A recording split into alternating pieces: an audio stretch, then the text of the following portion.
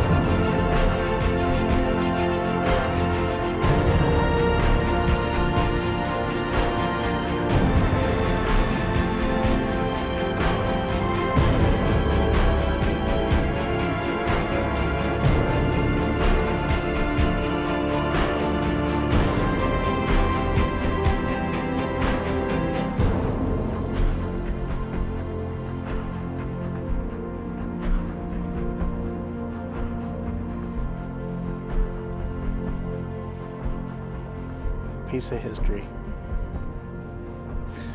How cool is that?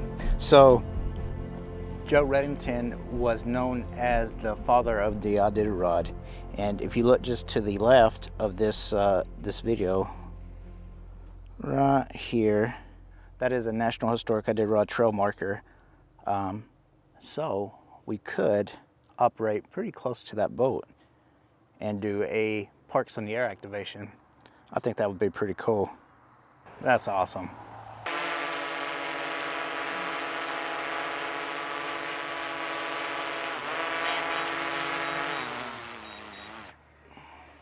All right, I hope you guys enjoyed exploring Alaska. I sure appreciate you guys watching. Until next time, 7-3.